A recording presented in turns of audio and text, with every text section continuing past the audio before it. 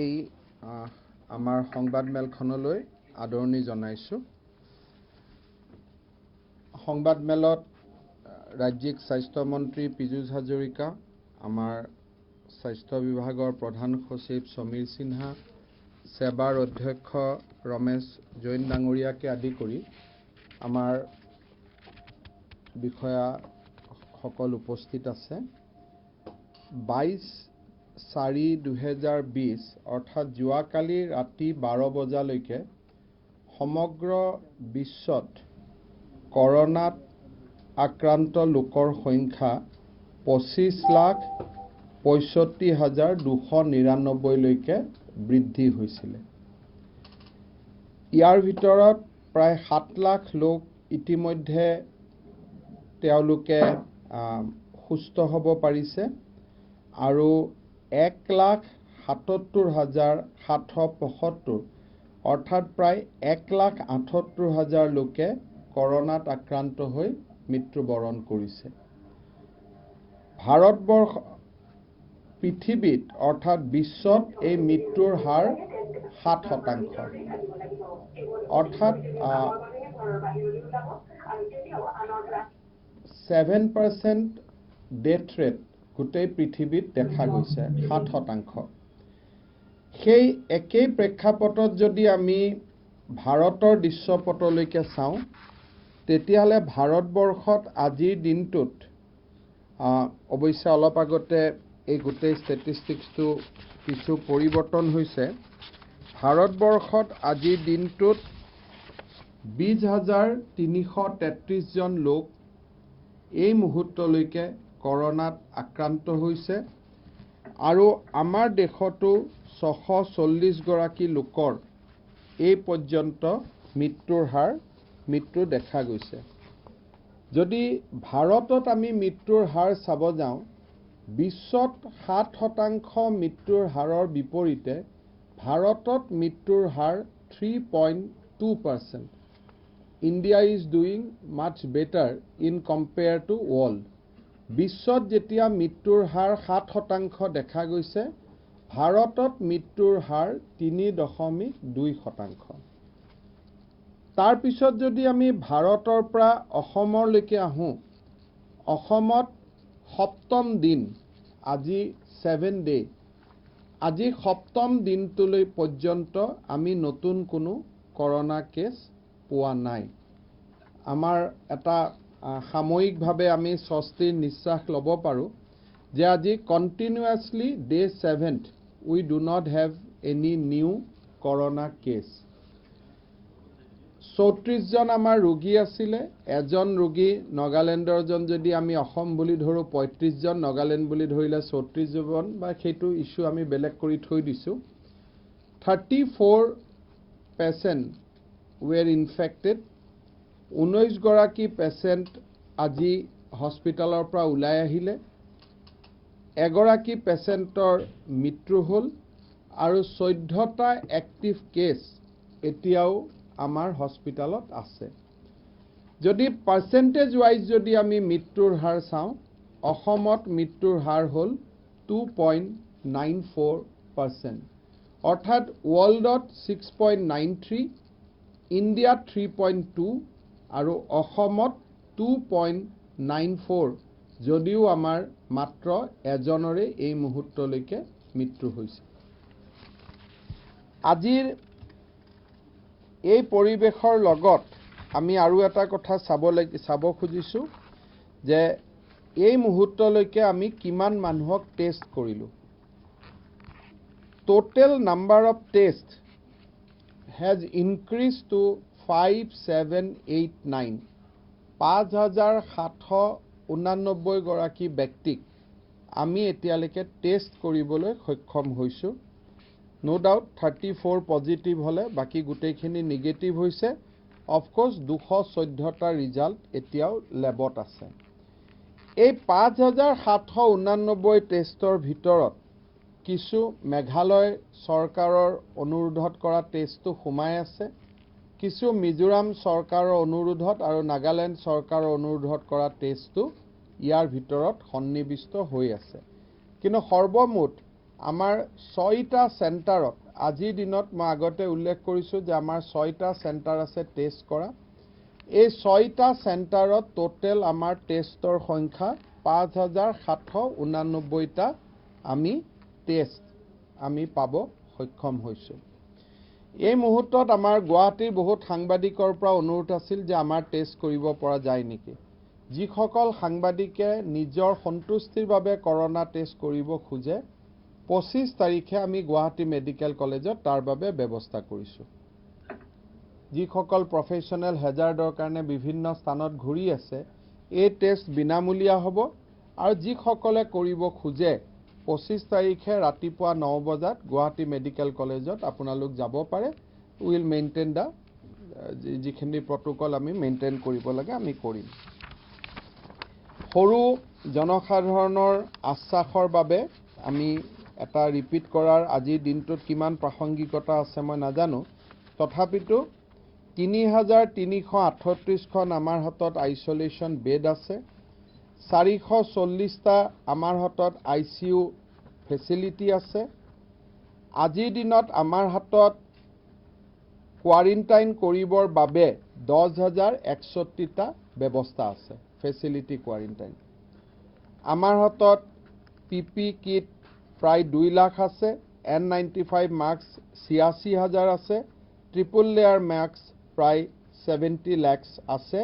অৱশ্যে ইয়াৰ ভিতৰত অসমৰ প্ৰতিগৰাকী চাহ বাগিচাৰ শ্ৰমিকলৈকে আমি 3টাকৈ সাৰ্জিকেল মাস্ক আমি বিনামূলীয়াকৈ তেওঁলোকৰ বাবে আমি প্ৰেৰণ কৰিছিলোঁ। আজিৰ সাংবাদিক মেলত বা বিশেষকৈ আপোনালোকক মই মাতি অনাৰ উদ্দেশ্য 3টা সৰু সৰু বা অলপমান ৰাইজৰ কাৰণে প্ৰয়োজনীয় ঘোষণা আছে। প্ৰথম এটা শিক্ষা বিভাগৰ এটা সৰু ঘোষণা আছে। অসমৰ মাননীয় মুখ্যমন্ত্ৰী ডাঙৰীয়াৰ অনুমোদন ক্ৰমে আৰু শিক্ষাবিদসকলৰ লগত বিভিন্ন ধৰণে আলোচনা কৰাৰ পিছত আজি আমাৰ শিক্ষা বিভাগে এটা নিৰ্দেশ জাৰি কৰিছে যে মাৰ্চ মাহৰ যি প্ৰাইভেট স্কুলৰ ফিজ আছিলে সি 50%হে সংগ্ৰহ কৰিব পাৰিব থ্ৰু আউট। মানে মাৰ্চৰ ফিজটো আমি এপ্ৰিলত লওঁ, মিনিং একেটাই। গতিকে যিটো এপ্ৰিলত যিটো কালেকশ্যন কৰোঁ ফিজ অফ মাৰ্চ বা এপ্ৰিলতে আমি লওঁ যিটোৱে হওক, চ' এপ্ৰিলত যিটো আমি ফিজ লওঁ that can be collected only 50% across the board up to class 12। Private গভৰ্ণমেণ্টতো আমাৰ ফিজ নাই। চ' অল প্ৰাইভেট স্কুল ব্যক্তিগত খণ্ডৰ সকলো শিক্ষানুষ্ঠানে এপ্ৰিল মাহত যিটো ফিজ সংগ্ৰহ কৰে সেইটো 50%হে ল'ব পাৰিব। যদি কোনোবাই ফিজ অলৰেডি লৈছে সেইটো মেত এডজাষ্ট কৰিব লাগিব। If somebody has already collected the fees তেতিয়াহ'লে it has to be adjusted in the month of May. Second, চৰকাৰৰ আগতীয়া অনুমোদন নোহোৱাকৈ কোনো স্কুলে ফিজ বঢ়াব নোৱাৰিব। আৰু এই নটিফিকেশ্যন কেতিয়ালৈকে কাৰ্যৰত হৈ থাকিব যেতিয়ালৈকে কৰোনা থাকিব। যোনদিনাখন কৰোনা পেণ্ডেমিক উঠি যাব তেতিয়া কথাটো বেলেগ হ'ব। But as long as corona pandemic continues no schools will be allowed to increase fees without prior approval of the government. আৰু গভৰ্ণমেণ্টেও এপ্ৰুভেল দিয়াৰ বৰ্তমান কোনো প্ৰশ্ন নুঠে। চ' দুটা ঘোষণা হ'ল যে এটা মাৰ্চ মাহৰ ফিজ এপ্ৰিলত লওক বা এপ্ৰিল মাহৰ ফিজ এপ্ৰিলতে লওক। In both the situation private স্কুলে অন্তত 50% ফিজতকৈ বেছি ল'ব নোৱাৰিব। কোনোবাই যদি আৰু কনচেশ্যন দিয়ে it is up to them. আৰু ফিজ বঢ়াব নোৱাৰিব। Anybody violate this instruction, Disaster Management Actৰ অধীনত will close down that school. কলো নহয় যে যি ল'ব লগা আছিল আধা ল'ব সকলো মাৰ্চ মাহৰটো বা এপ্ৰিল মাহৰটো আৰু নতুন ফিজ ল'ব নোৱাৰিব। আৰু ইয়াতে আমি বিভিন্ন ধৰণৰ ফিজত যোৱা নাই, লামচামৰ 50%। কাৰণ নহ'লে গন্তি কৰি কোনোবা ইটো বুলি ল'ব সিটো বুলি ল'ব হিডেন ফিজ ল'ব so total ফিজৰ 50%. At the same time, no private school will cut salary of teachers and their staff.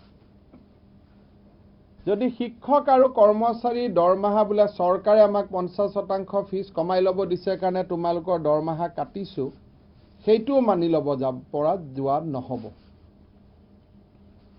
Sankardev শিশু নিকেতনৰ দৰে শৈক্ষিক প্ৰতিষ্ঠানসমূহে ইতিমধ্যে মই ব্যক্তিগতভাৱে আলোচনা কৰোঁতে এই সিদ্ধান্তক তেওঁলোকে আদৰণি জনাইছে আৰু গুৱাহাটীৰ মোষ্ট অফ দা স্কুলৰ লগত আমাৰ এডুকেশ্যন ডিপাৰ্টমেণ্টৰ যিখন ফিজ কমিটি ৰমেশ জৈনৰ অধ্যক্ষতাত আছিলে তেওঁলোকে আলোচনা কৰোঁতে মোৰ অৰ লেছ এভৰিবডি হেজ এগ্ৰিড।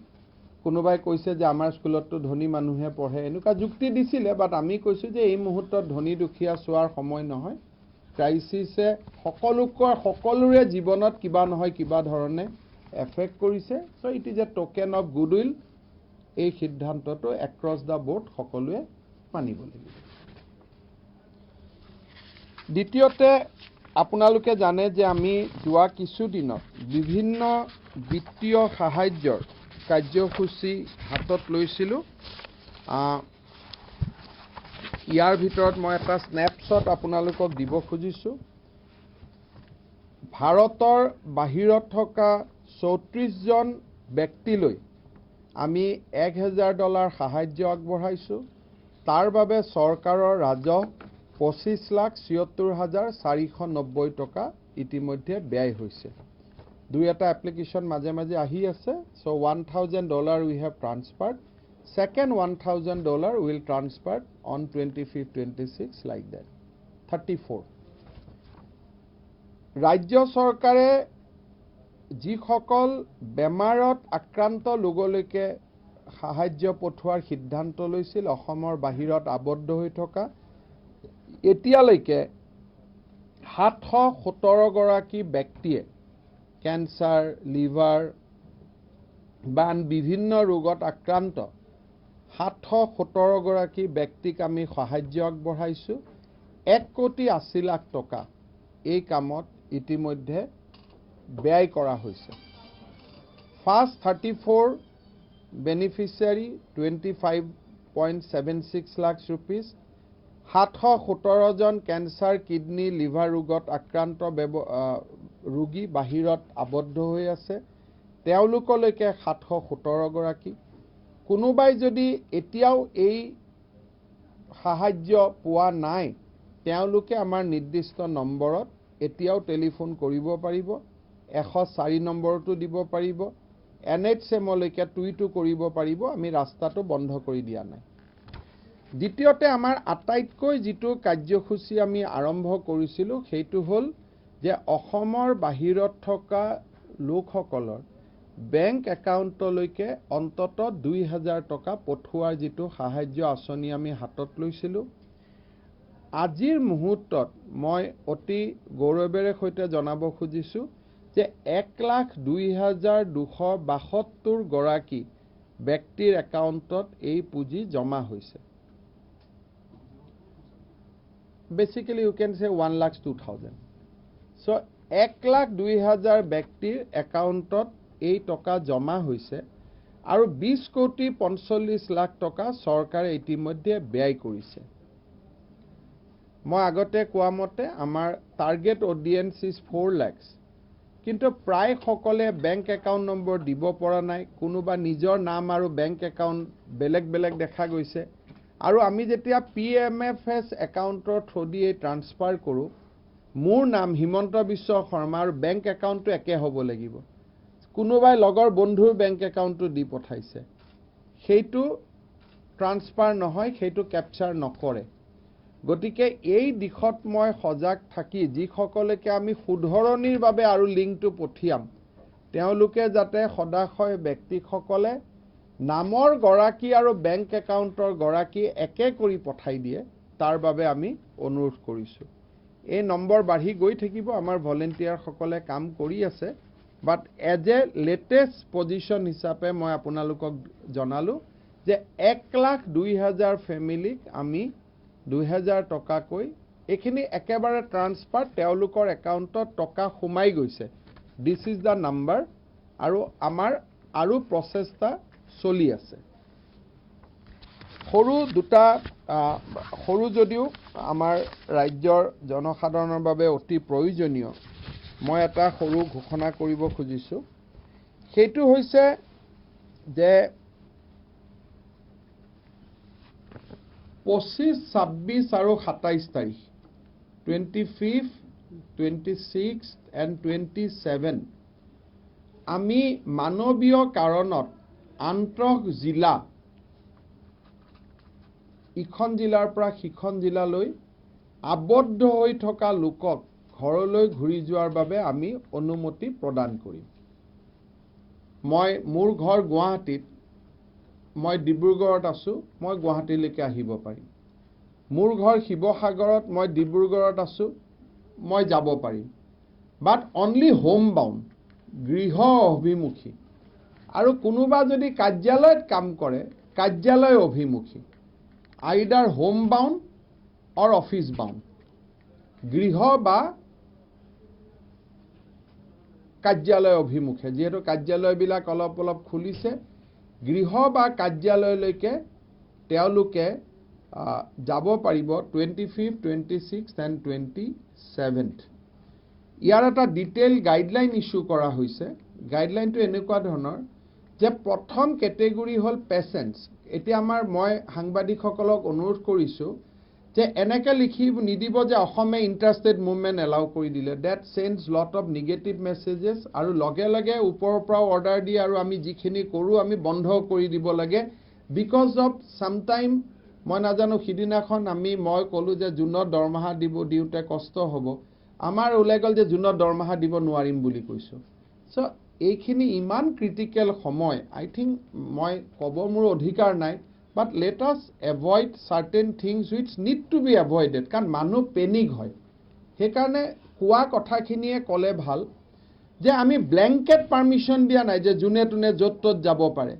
কি কণ্ডিশ্যনত পাৰ্মিশ্যন দিছোঁ প্ৰথম অৱস্থাত 1, 2, 3 আপোনালোকে বুজি লওক আৰু এই গোটেইখিনি পাৰ্মিশ্যন কিন্তু ডিসি সকলৰ সন্তুষ্টিৰ পিছতহে মই কোৱা মানে কোনো যাব নোৱাৰে সো মই কৈ দিলোঁ গতিকে হিমন্ত বিশ্ব শৰ্মাই প্ৰেছ কনফাৰেন্সত কৈছে গতিকে আমি গুচি গ'লো নো নাম্বাৰ 1 কাৰোবাৰ যদি যিহেতু 24 তাৰিখৰ পৰা অসমৰ মেডিকেল কলেজসমূহ খুলি যাব হস্পিটালসমূহ খুলি যাব গতিকে কোনোবাই ডেফিনেটলি মেডিকেলত দেখুৱাব আহিব লাগিব কোনোবা পেচেণ্ট হিচাপে আহিব শুৱালকুছিৰ পৰা গুৱাহাটী মেডিকেললৈকে কেঞ্চাৰ পেচেণ্ট আহিব ডুমডুমাৰ পৰা ডিব্ৰুগড়লৈকে কেঞ্চাৰ পেচেণ্ট আহিব কেমোথেৰাপি ল'ব আহিব তেওঁলোকৰ কাম হ'ব কি ৰাতিপুৱা আহিব তেওঁলোক আবেলি ঘৰত ঘূৰি যাব সো সেই কেটেগৰী ইণ্টাৰ ডিষ্ট্ৰিক্ট মুভমেণ্ট হ'লেও সেই কেটেগৰীৰ পাছ ডিসি সকলে ইস্যু কৰিব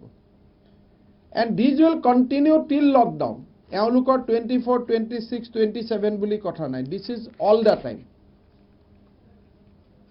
কিন্তু তাৰ কাৰণে তেওঁলোকে কি কৰিব লাগিব ডিসি সকলৰ ওচৰত তেওঁলোকে থ্ৰু ইলেক্ট্ৰনিক মই হোৱাটছআপ নম্বৰো দি দিম মেইলৰ নম্বৰো দি দিম তেওঁলোকে অনুমতি খুজিব যে মোৰ পেচেণ্ট এজন আছে বৰপেটাত মই পেচেণ্টজনক গুৱাহাটীলৈকে লৈ আহিব খুজিছোঁ তেওঁলোকে আহা আৰু যোৱা দুইটা অনুমতি পাব they will not be homebound they can also go back because that patient জন থাকিব কিন্তু পুলিচে যদি পেচেণ্ট জন দেখা নাপায় তেতিয়া হলে কিন্তু তেওঁলোকৰ ওপৰত ব্যৱস্থা হ'ব পাৰমিশন পেচেণ্ট বুলি ললো পেচেণ্ট নাই সো নাম্বাৰ 1 সেইটো কিন্তু সেইটো ঘৰৰ পৰা নিজে ওলাই যাব নোৱাৰে with the প্ৰায়ৰ approval of deputy commissioner দ্বিতীয় কেটেগৰীটো হ'ল যে মোৰ নিজৰ গাড়ী আছে আই হেভ মাই ওন ভেহিকল মোৰ নিজৰ যান বাহন আছে মই ঘৰত ঘূৰি যাব খুজো মই লকডাউনৰ কাৰণে ফসি গলো মই গুৱাহাটীত আহিছিলো ডুমডুমাত গৈছিলো তিনসুকিয়াত গৈছিলো হোজাইত গৈছিলো বঙাইগাঁৱত গৈছিলো এটা মই ঘূৰি যাব পৰা নাই মই ফসি গলো সো তেওঁলোকে ডিসি সকলক আবেদন কৰিব পাৰিব যে মোক 24, 25, 26, 27 মোক ঘূৰি যোৱাৰ অনুমতি দিয়ক তেতিয়া ডিসি সকলে তেওঁলোকৰ ডেফিনেটলি গাড়ীখন ক'ত ৰেজিষ্টাৰ আছে চাব যদি বঙাইগাঁৱৰ মানুহ এজনে কয় যে মোৰ ডিব্ৰুগড়ত মই ঘূৰি যাব লাগে আৰু গাড়ীখন কাৰ ৱাজ ৰেজিষ্টাৰ্ড ইন বঙাইগাঁও তেলে হেতুটো এলাউ নকৰিব গতিকে যাৰ নিজৰ গাড়ী লৈ ফসি আছে কবাত তেওঁলোকে ঘৰলৈ উভতি যাব পাৰিব কোন তাৰিখে পাৰিব 25 26 আৰু 27 তাৰিখে with the prior permission of the deputy commissioner উপায়ুক্ত সকলৰ অগ্ৰিম অনুমতি লৈ তেওঁলোকে ই পাছ পাব ই পাছখন গাড়ীত পেছ কৰি তেওঁলোকে লৈ যাব আৰু সেই পাছখন এদিনৰ কাৰণে ভেলিড হ'ব ডেট দিব 25 26 27 আমি মিলাই লম যদি ডিব্ৰুগড়ৰ পৰা 100খন গাড়ী ওলাব খুজে ডিসি সকলে তাক ভগাই দিব যে 25ত এখন 25ত এখন 27ত এখন ৰেশনিং কৰি দিব কাৰোবাৰ নম্বৰ 27ত লাগিব পাৰে কাৰোবাৰ নম্বৰ 25ত লাগিব পাৰে কিন্তু গাড়ীৰ ৰেজিষ্ট্ৰেচন আৰু গ্ৰাউণ্ডটো ভাল নাপালে ডিসি সকলে অনুমতি নিদিব পাৰিব সো 25 26 10 27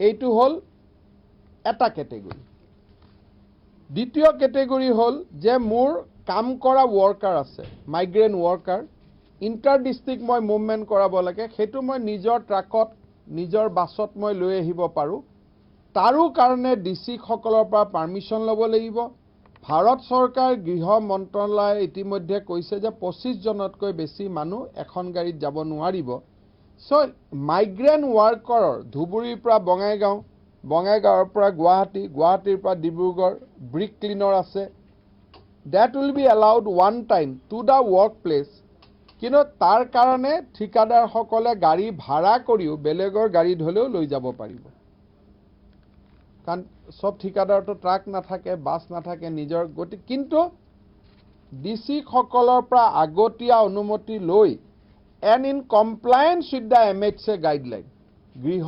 মন্ত্ৰালয়ৰ অধিসূচনা অনুসৰিহে সেই পাৰমিশনটো দিয়া হ'ব ফাইনালি হল মোৰটো নিজৰ গাড়ীও নাই মোৰ পেচেণ্টটো নাই মই কেনেকৈ ঘূৰি যাম তো 25 26 27 ASTC will ply in certain designated road যে গুৱাহাটীৰ পৰা তিনচুকীয়াত যাব তিনচুকীয়াৰ পৰা নেক্সট দিনা গুৱাহাটীত ঘূৰি আহিব কেইটামান ডেজিগনেটেড ৰোডত ASTC ঘূৰিব যিসকলে অসম ৰাজ্যিক পৰিবহণ নিগমৰ ব্যৱস্থাৰ থ্ৰদি ঘৰলৈকে ঘূৰি যাব খোজে তেওঁলোকে এই মুহূৰ্তৰ পৰা 104 নম্বৰত ফোন কৰিব পাৰিব নিজৰ যাৰ গাড়ী আছে তেওঁলোকে ডিসিক আবেদন কৰিব পেশেন্ট আছে পেশেন্ট সকলে ডিসিৰ লগতটো হেতু কোনো সময় নাই it can come any time 12টা বজাতো ৰাতি 2টা বজাতো ডিপেন্ডিং কাৰ্ডিয়াক এৰেষ্ট হৈ গল যাব পাৰিব কিন্তু যাৰ ষ্টুডেন্ট সকল আবদ্ধ হৈছে যেনে মই কেইদিনমান আগতে পাইছো ডিমা হাছাউৰিয়াত 77 গৰাকী ষ্টুডেন্ট গুৱাহাটীত বন্ধ হৈ আছে পেইঙত আছে ভাড়া ঘৰত কিমান পইচা দিব পৰা নাই সমস্যা আছে বা কিছুমান এনে আহিছিল ফুৰিব হওঁতে ৰখি গল 104 নম্বৰত তেওঁলোকে এতিয়া ফোন কৰিব যে মোৰ ইমানজন মানুহ আছে মই ইমানজন আছে এই ডেটাখিনি 104 ৰ পৰা আমি ASTC দি দিম ASTC এ তেখেতসকলক ফোন কৰি জনাব যে আমি 26 তাৰিখে হাফলঙত যাম আপোনালোক পল্টন বজাৰলৈকে আহিব বা চানমাৰীলৈকে আহিব গুৱাহাটীলৈকে আহিব এটা যিমান পাৰো কিমান সকলোৱে সুবিধা নাপাব কাৰণ যিমান মানুহে আবেদন কৰিব তাৰ ভিতৰত আমি 25 26 27 ইমানটো ASTC ৰ গাড়ীও নাই কিন্তু to the extent possible case to case ছাত্ৰ হলে অগ্ৰাধিকাৰ দিয়া হ'ব মহিলা হলে অগ্ৰাধিকাৰ দিয়া হ'ব কেস টু কেস বেসিস 25 26 আৰু 27ত আমি তেওঁলোকক লৈ যাম আজি গধূলি 8টা বজাত আমি জিলা উপায়ুক্ত সকলৰ লগত ভিডিঅ' কনফাৰেন্স আছে তাত আমি গাইডলাইন খিনি বুজাই দিম আৰু আপোনালোকৰ ওচৰত আমি এখন প্ৰত্যেকজন ডিসিৰ বাবে কোট আবেদন কৰিব লাগিব সেই নম্বৰ বিলাক আমি দিছো সবতে আমাৰ কোনোবা বিশ্বনাথৰ ৱেব নম্বৰ বেলেগ বঙাইগাঁৱৰ তেনেকৈ বঙাইগাঁৱত covid19.assam.gov.in এপ্লাই কৰিব দৰঙত আকৌ eservice.assam.gov.in তাতে এপ্লাই কৰিব ধুবুৰীত epassdhuburi.in গতিকে এই নম্বৰ কেইটা টিভিৰ স্ক্ৰলত আপোনালোকে প্ৰত্যেকখন জিলাৰ বাবে আপোনালোকে দিব লাগিব ইয়াত ফোন নম্বৰ আছে আৰু কোনজন বিষয়া এজন বিষয়াজনক টেলিফোন কৰিব নালাগে হোৱাটছআপ কৰিব পাৰিব কাৰণ টেলিফোন হাজাৰ হাজাৰ গলে কোনো উত্তৰ দিব নোৱাৰা হ'ব এইখন 33 জন জিলা উপায়ুক্তৰে ই পাছৰ ব্যৱস্থা তেওঁলোকৰ telephone number basically WhatsApp number আমি আপোনালোকক দিছো সংবাদ মাধ্যমৰ যোগে বহুল প্ৰচাৰ হলে এইখিনি হল যাৰ নিজৰ গাড়ী আছে কিন্তু এএসটিসিত যাবৰ কাৰণে জিলা উপায়ুক্ত সকলক ক'ব নালাগে যাৰ গাড়ী মটৰ নিজৰ একো নাই বা প্ৰশ্নও নুঠে যেনেকৈ আহিলে তেনেকৈ ঘূৰি যাব লাগে গাড়ী ঘৰত থাকিলেও তো এটা পিকআপ কৰিব নোৱাৰে তেওঁলোকে 104 নম্বৰত এই মুহূৰ্তৰ পৰা ফোন কৰক ফোন আহিলে নেকি অলৰেডি কিমান আহিলে নাই এতিয়া আহিলে নেকি এতিয়া 25 গৰাকী আহিলে তো তেনেকে আহিয়ে থাকা বিলাক নহয় যেটো আমাৰ ফৰমেটত আহিব হেতুৱে ক্যাপচাৰ কৰিব দেই সো যিখিনি এই 104ত ফোন কৰিব যাৰ গাড়ী মটৰ একো নাই তেওঁলোকৰ কাৰণে আমি ট্ৰান্সপোৰ্টৰ ব্যৱস্থা কৰিম 25 26 27 কিন্তু সকলো নোৱাৰিব পাৰো কাৰণ এএসটিসিৰ বাস কেখন আছে যদি 10000 এপ্লিকেশন আহেটো সম্ভৱ নহব তাৰ ভিতৰত এল্ডাৰ জেনাৰেশন বয়োজ্যেষ্ঠ ষ্টুডেন্ট আমি এটা ক্যাটেগৰি কৰি লৈ যাবৰ কাৰণে চেষ্টা কৰিম সো এইখিনি মোৰ ফালৰ পৰা ক'বলগীয়া আছিল আজি ইম্পৰ্টেন্ট এটো এনাউন্সমেন্ট আছিল বহুত কথা ক'লে আমি আনিব নোৱাৰিম সেইকাৰণে মই থুলমূল কৰি এই কথাখিনি কৈছো যদি আপোনালোকৰ কিবা ক্লাৰিফিকেশন আছে আপোনালোকে ক'ব পাৰে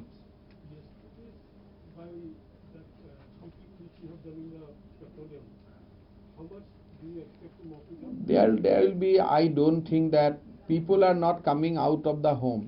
So diesel, petrolor dam borhua noborhuar konoto value নাই কাৰণ বিক্ৰিয়ে নাই ঘৰতে মানুহবোৰ ঘুমাই আছে so আমি এটা ভয় খাইছো যদি ইন্টাৰনেশনাল ক্ৰুড অইলৰ প্ৰাইস যদি বহুত তলত নামি যায় we are losing on royalty কাৰণ আমাৰ royalty is linking up with the international crude market গতিকে আমি at least by increasing some amount we are trying to protect our revenue yet mop up nohoy we will try to protect our revenue because Assam is going to suffer immensely because of Assam যেটো খাৰুৱা তেলৰ আন্তৰ্জাতিক মূল্য কমি যোৱা কাৰণে আমি oil India আৰু ওএনজিসিৰ পৰা যি ৰয়েলটি পাও সেয়াও অভূতপূৰ্বভাৱে হ্ৰাস হ'ব গতিকে বেলেগ ৰাজ্যৰ কাৰণে ভাল হৈছে যে পেট্ৰলৰ দাম কমিছে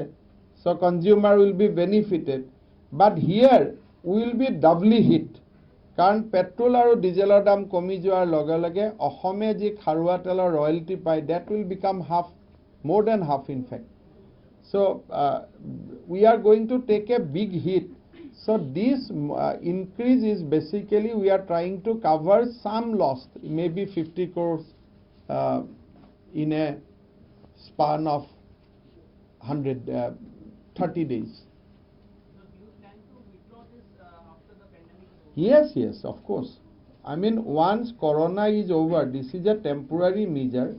So once Corona uthi juar pisot, definitely we will not keep that much of taxation. This is so the pain has to be bear by everyone. Etu to kuno mane ejone lobo ejone nolobo ednu nohoy but these are very temporary measure. Once Corona nohua huar pisot we will sit down and we will review again. Also, Mr. Minister, how many test kits, rapid test kits you got from center? Have you got it of your own? And number two, we have ordered 1 lakh test kit. We have not taken possession of it. 9,600 rapid test kit has been supplied by Government of India. We have not received any official communication, but based on the news published in the various newspaper, we are keeping it on hold. But I think by day after tomorrow or tomorrow we'll get some advisory.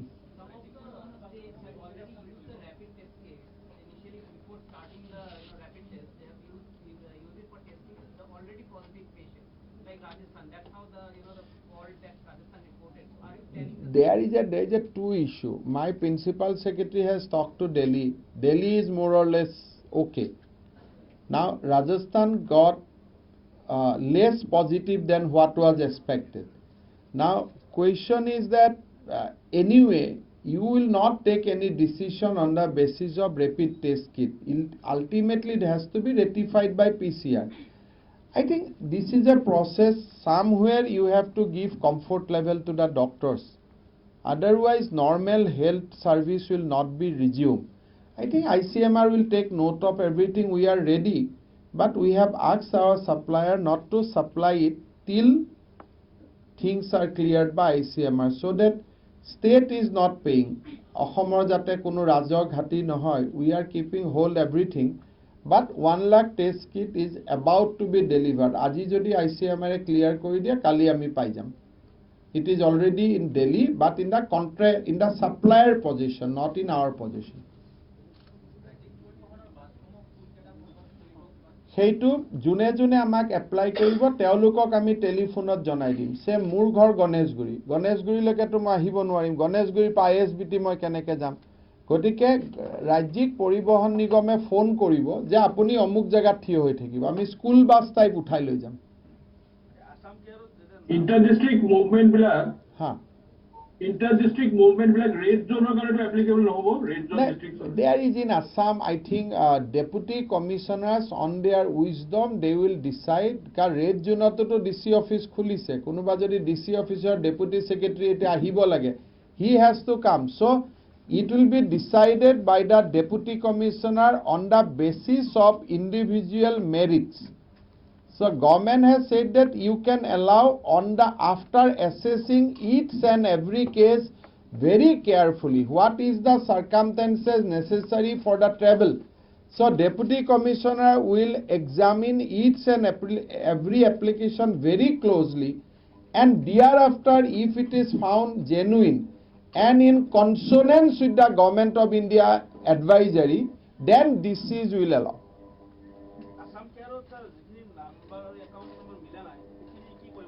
আৰু এবাৰ কি কৰিম বুলি তো ক'বলগীয়া একো নাথাকে আমাৰ 700 ভলেন্টিয়াৰ আছে তেওঁলোকে টেলিফোন কৰি থাকিব কিন্তু দিনততো 10টাতকৈ বেছি ফোন কৰিব নোৱাৰে গতিকে আপোনালোকৰ জৰিয়তে মই আবেদন কৰিছো যাতে তেওঁলোকে শুদ্ধ কৰি আৰু এবাৰ পঠাই দিয়ে এতিয়াতো তেওঁলোকৰ লগত কথা পাতাৰ মোৰ মাধ্যম একো নাই ফেসবুক টুইটাৰ বা আপোনালোকক বাদ দি গতিকে আপোনালোকৰ জৰিয়তে মই অনুৰোধ কৰিছো যে যোনে বেলেগৰ একাউণ্ট নম্বৰ পঠাই দিছে তেওঁলোকে যাতে লিংকটো আৰু এবাৰ ফিল আপ কৰি নিজৰ একাউণ্ট নম্বৰটো পঠাই দিয়ে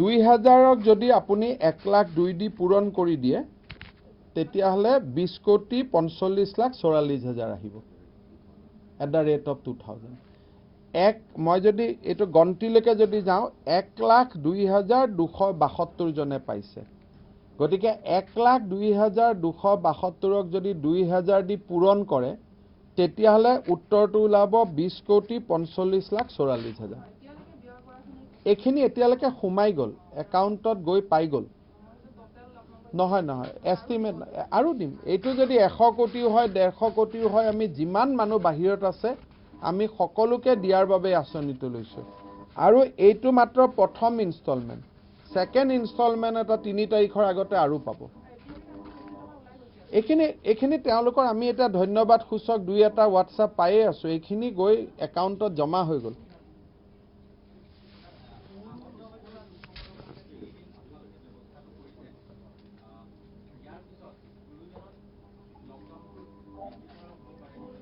এতিয়া লকডাউন বৃদ্ধি কৰা সিদ্ধান্ত ভাৰত চৰকাৰে ল'ব আমি আশা কৰিছো যে 1 তাৰিখলৈকে অসমত হস্পিটালত কেছ থাকিব নালাগে 1 তাৰিখলৈকে ভগৱানে কৰিলে যদি আমি আৰু নতুন কেছ দেখা নাপাওঁ তেতিয়ালে অসমৰ ক্ষেত্ৰত দৃষ্টিভংগীটো নিশ্চয় সুকীয়া হ'ব কিন্তু এইকেইদিন যে মানুহ কাৰ্যালয় ওলাইছে যিটো ধৰণে কিছু ব্যক্তি আকৌ সোশ্যাল ডিস্টেন্সিং নামানাকৈ ঘূৰি ফুৰিছে the result may be negative also আজি কেৰালাতো যোৱাকালি আকৌ 19টা পাই গ'ল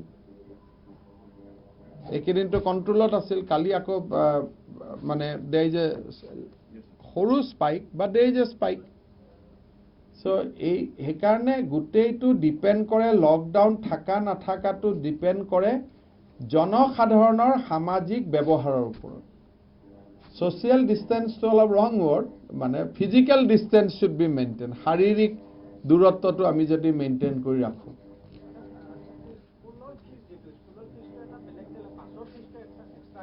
আমি থুলমূল ফিছৰ 50% কৈছো মানে মই কলো ন এটা ইনক্লুড কৰিবৰ কাৰণে তেওঁলোকেতো মোৰ কথা শুনি আছে গতিকে সৰ্বমুঠ ফিজৰ 0.5% ল'ব গেম ফিজ বুলি ল'ব পাৰে স্পৰ্টছ ফিজ বুলি ল'ব পাৰে ইলেক্ট্ৰিচিটি ফিজ বুলি ল'ব পাৰে বাছ বুলি ল'ব পাৰে টিউশন ফিজ ল'ব পাৰে গুটেইখিনি যোগ কৰি যদি 10,000 হ'ল তেওঁলোকে 5,000 ল'ব আৰু সকলোৱে এই সময়ত সহযোগিতা কৰিব কোনেও খেলিমেলি নকৰে আৰু মোৰ বিশ্বাস আছে আৰু প্ৰায়বোৰ স্কুলে আনকি আমাক আহি আৰোগ্য নিধিৰ ডনেশ্যনো দিছে তেওঁলোকে দুইটা কামেই কৰিছে কিন্তু তথাপিতো মোৰ বিশ্বাস যে আজি দিনটোত সকলোৱে সহযোগিতা কৰিব এইটোলৈ আমি ইমান মই ভাবো আমি কৈ দিলো এইটোৱে যথেষ্ট আৰু বহুত বেছি আপোনালোকে অহাকালিৰ পৰা খবৰে পাব যে সবে কৰিছে টিচাৰ আৰু এমপ্লয়িজৰ স্যালাৰি কিন্তু কাটিব নোৱাৰিব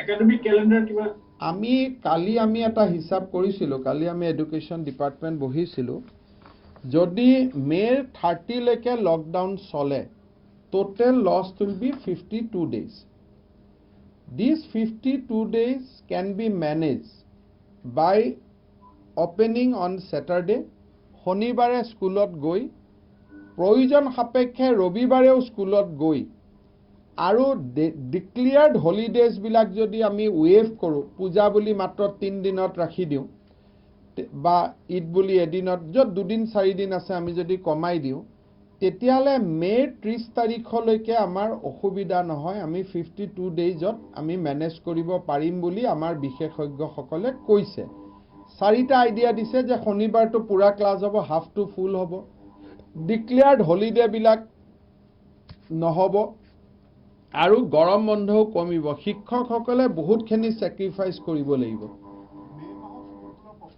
যদি মই এটা জডিত কৈছো কাৰণ স্কুল খোলা নখোলা এই প্ৰশ্নবিলাক বহুতে কৰে এটোটো প্ৰশ্ন কৰিব লাগিব কৰোনা ভাইৰাছত প্ৰশ্নবিলাকটো মন্ত্ৰী কৰি লাভ নাই এই গুটে মেট খুলিব নখুলিব উত্তৰটো দিব লাগিব কৰোনা ভাইৰাছে উত্তৰটো আমি দিব নোৱাৰিম বা বিজ্ঞানী বা ডাক্তৰে ধৰি লৈছো মই ওয়াৰ্স সিনাৰিও যে মে লৈকে কোনো ভ্যাকচিন ঔষধ নাহিলে 31 মে লৈকে আমি চলি থাকিলো এনেকে তেতিয়া হলেও আমি শিক্ষা বৰ্ষটো বচাব পাৰিম কিন্তু মেৰ পিছলৈকে যদি এটো চলি থাকে তেতিয়ালে গাঁৱত যিসকল শিক্ষক আছে তেওঁলোকে সোশ্যাল ডিস্টেন্স মেইনটেইন কৰি 10টা লৰা ক্লাস কৰি শ্ৰেণী কৰি ৰেডিঅ'ত ক্লাস কৰি টিভিত ক্লাস কৰি হোৱাটছআপত কৰি আমি শিক্ষা বৰ্ষটো বচাবৰ কাৰণে চেষ্টা কৰিব লাগিব but those will be very difficult situation কিন্তু প্লেইন এণ্ড সিম্পল 30 মে লৈকে যদি আমাৰ এইটো ঘটনা চলি থাকে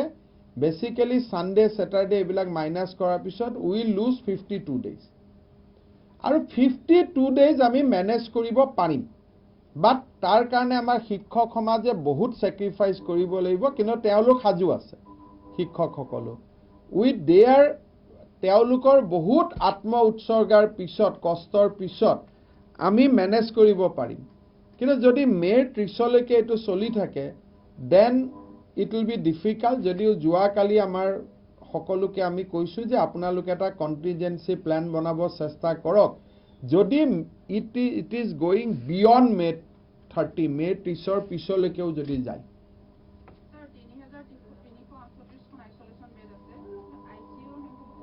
কলো না মই আইসিইউ বেড 400 বুলি 440 440 আৰু এড কৰাৰ কাম চলি আছে মই ভাবো আৰু 10 দিনত সংখ্যাটো বহুতখিনি বাঢ়িব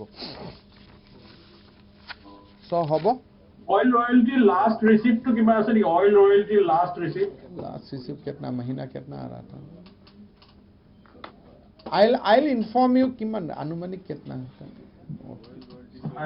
estimate approx देख चेक लीजिए लास्ट ईयर कितना give me 5 minutes okay Mr. Minister, yes hello.